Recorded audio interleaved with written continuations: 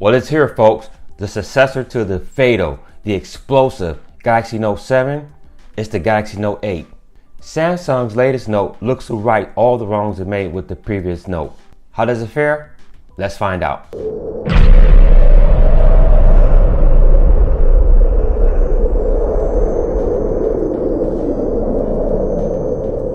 Welcome, folks. It is me, Jamocha. Yes, I am back, and this is Sounds Nerdy. And with me, I do have the Galaxy Note 8, and I will be doing a full review on that. So let's jump right into that. First off, let's address the biggest issue: exploding phones. Samsung has fixed that with the S8, the S8 Plus, and continued that with the Note 8. Samsung has overhauled the battery process, and no more phones should explode, in theory. Let's see how that goes. Now that we got that out the way, let's get into the specs real quick. The Note 8 is an impressive phone with equally impressive specs. Starting with the beautiful 6.3 Quad HD Plus Super AMOLED Infinity display. The screen is absolutely big and beautiful. The best screen I've ever seen on a device. CPU wise, it has the latest Qualcomm Snapdragon 835 for North America. For the rest of the world, it has the Exynos 8895 chip. It comes equipped with 6 GB of RAM. The base model is 64 GB of internal storage, which of course is expandable due to the SD card slot. The battery is 3300 milliamps, which is smaller than the Galaxy Note 7, and understandably so. Samsung has taken every precaution not to duplicate the same mistakes. It has a dual 12 megapixel camera on the rear and an 8 megapixel front-facing camera. More on the camera a little bit later. Of course, the phone and the S Pen are IP68 rating for water and dust resistant. It comes loaded with a tweaked version of Android 7.1.1. First off, let's talk about the build and the body of the phone. The Note 8 definitely rocks a sexy frame and has some curves to boot. Of course, I'm talking about the dual curved screens, which are not as dramatic as the previous generations of Galaxy phones, and that's not a bad thing. The all-glass body looks and feels great in your hands, although it does feel very slippery and delicate in your hands, forcing you to take very good care when handling the device. The phone is a little heavy, weighing in at 195 grams or 6.9 ounces. Let's take a quick tour of the phone. On the top, you have the slot for the SD card. On the right side is the power, which if double tap launches the camera. On the bottom, you have the S Pen slot, a single speaker, microphone, USB Type-C port, and the headphone jack. On the left side, you have the volume rocker and the Bixby button. On the back of the phone, you have the dual 12 megapixel cameras. One is the wide angle with 1.7 aperture. The other is a telephoto camera with 2.4 aperture. Both have optical image stabilization to help eliminate blurry pictures and video. Next to that is the LED flash and the pulse oximeter for measuring how much oxygen is in your blood. And last but not least is the fingerprint sensor. Now the fingerprint sensor is in an awkward place and it definitely takes some getting used to. But surprisingly, it is very responsive and works really well once you get used to the placement. I do miss having a sensor on the front of the phone. That way I don't have to pick up the phone to unlock it. Speaking of the front, it is equipped with an 8 megapixel camera that is 1.7 aperture. And there are a bevy of sensors located at the top of the screen, which I won't get into. As mentioned before, the phone runs a customized version of Android 7.1.1. Without going over every feature, there are a few things to get into. The physical home button is gone, replaced with a virtual button. Long pressing the button will give you haptic feedback and take you back to the home screen. Also removed are the physical recent apps and back buttons, both replaced by their virtual counterparts. While in the application, the navigation bar is present at the bottom of the screen, which includes all the previous mentioned buttons as well as the little black dot. Double clicking the dot will remove the navigation bar from the screen. But don't worry, swiping up from the bottom will bring it back. And double tapping the little black dot will make the navigation bar permanent again. While the navigation bar is hidden or while in an application, long pressing on the screen where the home button would be will take you back to the home screen. Samsung Edge UX is back, and this time it has learned a new trick, App Pair. This allows you to create a shortcut to two apps, pair them together, and when clicked, it launches both apps in split screen view. This is excellent for multitasking and is sure to provide some useful and interesting app pairs. Bixby, Bixby, Bixby. You know Samsung's supposed replacement for Google Assistant and Siri? Well, she's of course included in the Note 8. Just right off top, Bixby has a lot of learning to do to become a replacement for those assistants. I found Bixby to be very temperamental and she flat out ignored me often. Sounds familiar? Even when she was awakened by my voice, she didn't understand my commands. When she finally understood me, she was able to do some pretty cool things that the other assistants can't do. For example, I could tell Bixby to install the Uber app and she would launch the Play Store, find the app, and install it on my phone. Very cool indeed.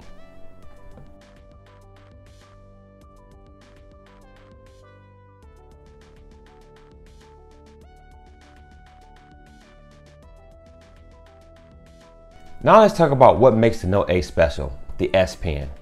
Spec-wise, it carries the same specs as the previous Note 7's S Pen. It carries the 4096 level pressure sensor. The nib, which is the tip of the pen, is still 0.7 millimeters thick. What's special about the S Pen are the things that it can do. The best feature by far is the screen off memo. When your phone is locked, simply eject the S Pen from the phone and the mode is activated, allowing you to take notes right on your screen without having to unlock the phone. A completely new S Pen feature is Live Messages. Live Messages aims to add more fun to boring text messages by allowing you to create animated messages and send them to anyone in GIF format. The new feature works very well and is a very welcome addition. I noticed that Live Messages only works well with the stock messaging app and not so well with third-party apps. It tends to get stuck when trying to send a live message while composing a text message. And when it does attach, the recipient is sent a link to a GIF. It's a little weird and off-putting, so hopefully Samsung can fix that in a patch.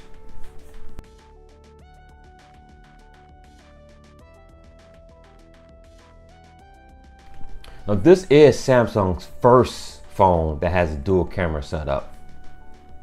It has a 12 megapixel telephoto sensor and another 12 megapixel wide angle sensor. The Note 8 will automatically adjust between both cameras, allowing for the best possible picture. Now this takes the flexibility out of your hands, unlike the LG V30, which gives you control to switch between the cameras. Now that's a factor you need to take into consideration for your photography exploits. Another new feature for the Samsung phone is Live Focus, which allows you to add a bokeh effect to your photos. Live Focus will work best in bright light and is surprisingly easy to use.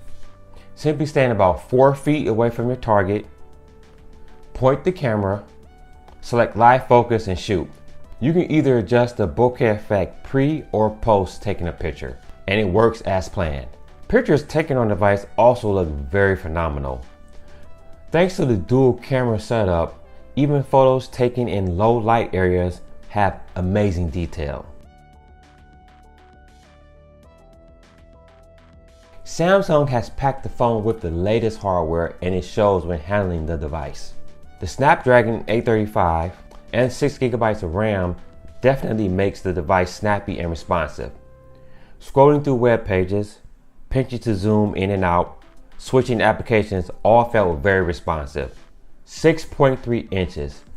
Yes, that is the size of the screen and it is very big and beautiful. This is the best screen I have seen on a device so far. Colors and images pop on the screen, making it very pleasant for viewing. By default, the resolution is set to 2220 by 1080 Full HD+. The resolution can be maxed out at 2960 by 1440, which is WQHD+. Ironically, Netflix's streaming service will stream 4K HDR to the Galaxy Note 8. Yes, folks, you can get 4K HDR streaming on your mobile device. That should make for some enjoyable viewing on the go.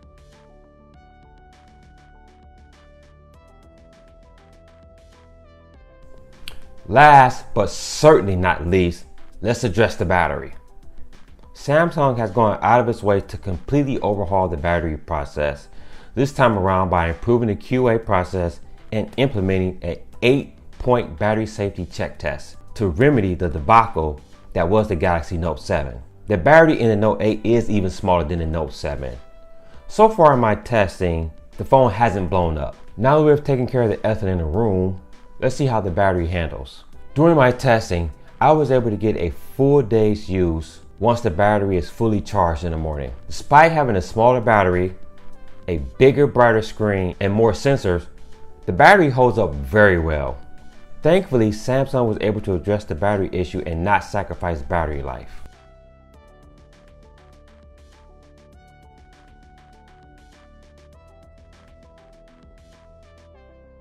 The Galaxy Note 8 is truly a great phone, but who is it for? It is true, the Note 8 is for a niche market, but there is no denying that if you want one of the best devices on the market, then you should make this a strong contender. One obvious question is, how does it compare to the S8 Plus?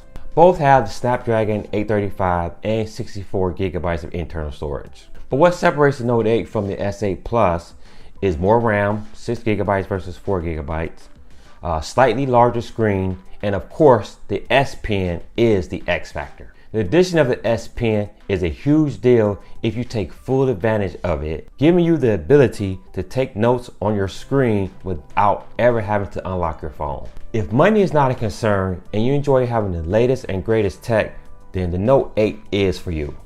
At $200 cheaper, it's hard to argue against selling for the S8 Plus if the S Pen does not tickle your fancy. Either way, Samsung has created a device that can compete against any of the top phones on the market. And that is my review, folks. I want to thank you once again for checking out this video. If you like this video, make sure you hit that like button down there, and while you're at it, make sure you subscribe as well. We appreciate all the help, and all the support and all the love from everybody out there. Make sure you follow me on Twitter at SNJamocha. Also, make sure you follow Sounds Nerdy on Twitter at Sounds Nerdy. On Twitter, we have a lot of conversations that do not make it to the video, so if you want to get in on that, make sure you get at us on Twitter. Also, check out the website www.soundsnerdy.com. I will also post pictures of the device, close-ups of it as well, and I will show you the pictures that I was able to take with this phone and show you how well they turned out. Until the next video, guys, stay nerdy.